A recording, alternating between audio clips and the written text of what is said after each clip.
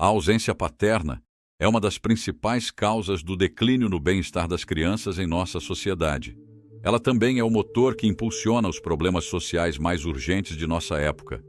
Ainda assim, apesar de sua magnitude e das consequências sociais, a ausência paterna é um problema frequentemente ignorado ou negado. As famílias são microcosmos da sociedade. Famílias fortes e estáveis contribuem para o progresso social, enquanto famílias disfuncionais conduzem a sociedade para o colapso. No entanto, mais do que nunca, a unidade familiar está quebrada, com um número significativo de crianças crescendo sem a presença de um pai. Neste texto, com base nas pesquisas do sociólogo americano David Popenoe, exploramos como a ausência de pais está prejudicando as crianças, destruindo a sociedade e como esse problema pode ser solucionado. Com base nas evidências, é possível argumentar que a privação paterna, na forma da indisponibilidade física, econômica e emocional dos pais para com seus filhos, tornou-se a forma mais prevalente de maus-tratos infantis hoje. Os pais estão desaparecendo da vida familiar e apenas as mães continuam a cuidar das crianças. E as mães não são suficientes. Atualmente, cerca de 40% das crianças nascem de mães solteiras. Mais de 50% dos casamentos terminam em divórcio, sendo que, na maioria das vezes, a guarda dos filhos é concedida à mãe. Mesmo em famílias onde o pai está fisicamente presente, muitos não participam emocionalmente da vida dos filhos. Alguns pais estão viciados em seus smartphones, em drogas ou álcool. Outros precisam trabalhar longas horas ou em múltiplos empregos para sustentar suas famílias diante da queda constante do poder de compra. No entanto, seja por ausência emocional ou física, o problema dos pais ausentes atingiu proporções epidêmicas e a mãe não pode preencher o vazio deixado pela ausência paterna. Homens e mulheres possuem diferenças biológicas inatas que se traduzem em estilos parentais distintos, mas complementares. As mulheres tendem a ser mais compassivas e focadas em relacionamentos, enquanto os homens são mais competitivos, orientados ao risco e à autossuficiência. As mães proporcionam às crianças um ambiente acolhedor e emocionalmente seguro, enquanto os pais as desafiam, ampliam seus limites e as ajudam a desenvolver autonomia. Como a saúde psicológica depende da satisfação adequada das necessidades de independência e conexão, desafio e segurança emocional, uma criança em desenvolvimento precisa ser exposta tanto ao mundo paterno quanto ao materno. Conforme Popenoe explica, a importância do cuidado parental diferenciado por gênero está relacionada a algo fundamental na condição humana. Parentalidade andrógena não é o que as crianças precisam. Homens e mulheres trazem qualidades diferentes para os filhos.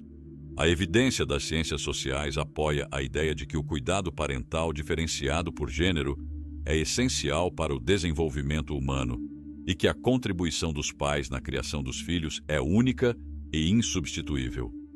Infelizmente, os padrastos não são uma solução confiável para o problema da ausência paterna, pois crianças com padrastos geralmente apresentam resultados piores do que aquelas criadas por mães solteiras. A ausência de laços genéticos pode fazer com que o padrasto relute em investir tempo, energia e recursos no desenvolvimento da criança. Em alguns casos, ele pode até enxergar a criança como uma concorrente pela atenção da mãe. Uma das descobertas surpreendentes das pesquisas familiares nos últimos anos é que a presença de padrastos pode, na verdade, agravar os problemas de criação e, assim, aumentar os resultados negativos para as crianças. Em seus livros Families Without Fathers e The War Over the Family, David Popenoe resume inúmeros estudos que demonstram que crianças que crescem sem um pai biologicamente presente e emocionalmente comprometido correm maior risco de sofrer problemas emocionais, comportamentais e de saúde física. Elas têm menor probabilidade de sucesso educacional, maior probabilidade de dificuldades sociais e, como adultos, são mais propensas a relacionamentos disfuncionais. Meninas sem pais presentes têm mais chances de se tornarem mães adolescentes solteiras. Meninos têm maior probabilidade de se envolverem em criminalidade e comportamentos moralmente desviantes.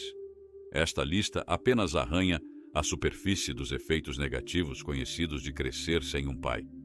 De fato, quase qualquer coisa ruim que pode acontecer a uma criança ocorre com muito mais frequência aos filhos de pais divorciados e aos que vivem em famílias monoparentais. Após o divórcio, a qualidade e a quantidade de tempo que as crianças passam com seus pais diminuem drasticamente. No livro Divided Families, Frank Furstenberg e Andrew Cherling explicam que, alguns anos após o divórcio, apenas 1 em cada 10 crianças mantém contato semanal com o pai, enquanto 2/3 não têm nenhum contato. Mesmo nos casos em que os pais divorciados mantêm contato, ele costuma ser esporádico e superficial, trazendo pouco ou nenhum benefício para a criança. Em outras palavras, enquanto o vínculo mãe-filho é primal e raramente se rompe, o vínculo de um homem com seus filhos depende fortemente de sua relação com a mãe. Os homens tendem a ver o casamento e a paternidade como um pacote único. Se o casamento se deteriora, sua paternidade também. Se não são casados ou estão divorciados, seu interesse e senso de responsabilidade pelos filhos diminuem drasticamente. Essa perspectiva explica por que praticamente todas as sociedades da história deram grande ênfase à instituição do casamento. Sua principal função sempre foi criar laços sociais que liguem o homem à esposa, beneficiando os filhos. Como Popenoe escreve, os homens têm a capacidade de serem pais, mas também de se desviar. Por isso, todas as sociedades bem-sucedidas impuseram sanções sociais para incentivar o comportamento paterno. De longe, a mais importante dessas sanções é a instituição do casamento, a instituição social mais universalmente encontrada. Até meados do século XX, o casamento era considerado um contrato sagrado entre um homem e uma mulher, rompido apenas em situações extremas. Desde então, a instituição do casamento se deteriorou rapidamente. Hoje, muitos evitam o casamento e, entre os que se casam, o divórcio é a norma estatística. Se alguém projetasse uma cultura para enfraquecer o casamento, a paternidade e a contribuição dos homens para a vida familiar, nossa sociedade atual estaria próxima desse resultado. A revolução sexual que começou na década de 1960 foi um dos principais fatores na decadência do casamento. Sob o pretexto de liberação sexual, a promiscuidade foi normalizada. Com mais mulheres dispostas a relações sexuais de baixo compromisso, mais homens renunciaram à monogamia e ao casamento em favor de aventuras passageiras. Os danos causados à família, à paternidade e ao casamento não foram consequências inesperadas, mas objetivos deliberados de muitos dos idealizadores dessa revolução. A crise da ausência paterna não pode ser resolvida sem uma revitalização do casamento como uma instituição voltada para o bem-estar dos filhos, e não apenas para satisfazer as necessidades individuais dos parceiros. Fortalecer famílias estáveis e duradouras é essencial para uma sociedade saudável. Afinal, como Cícero destacou, o que a sociedade faz às suas crianças, as crianças farão à sociedade. Cícero de Officis.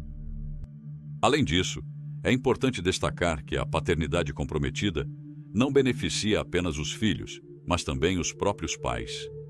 Homens que se dedicam à família encontram um propósito maior, canalizam suas energias para projetos produtivos e desenvolvem virtudes como honestidade, disciplina e altruísmo. Pais comprometidos estão entre os homens mais felizes, conforme observado pelo psicólogo Angus Campbell em A Sense of Well-Being. Ele destacou que homens casados, com filhos crescidos, relatam maior satisfação com a vida do que aqueles que nunca tiveram uma família. Com o crescimento contínuo da ausência paterna, podemos esperar ver uma nação de homens moralmente descontrolados e, na melhor das hipóteses, infelizes, insalubres e insatisfeitos. Para resolver essa crise, é necessário um esforço coletivo para revitalizar o papel do pai na estrutura familiar e social. Isso inclui promover políticas que incentivem o envolvimento paterno, reformar sistemas legais que dificultam o acesso dos pais aos filhos após o divórcio e educar a sociedade sobre a importância do pai na criação dos filhos. Precisamos de uma mudança cultural que valorize o compromisso e a responsabilidade parental como pilares fundamentais para uma sociedade funcional e saudável. Conforme Popenoe conclui, famílias fortes, com pais envolvidos em casamentos ao longo da vida, são insubstituíveis para uma ordem moral estável, para o bem-estar dos adultos e, principalmente, para o sucesso de seus filhos. Se continuarmos no caminho da ausência paterna, estamos caminhando para um desastre social. Em última análise, todo pai conta. Obrigado por assistir. Se você achou este vídeo instigante, recomendo o próximo vídeo que está aparecendo na tela agora. Nele, exploramos como Carl Jung desvendou o problema espiritual da modernidade e suas consequências para a sociedade e o indivíduo. Uma reflexão profunda para quem busca compreender as forças internas que moldam nossa realidade. Te vejo no próximo vídeo.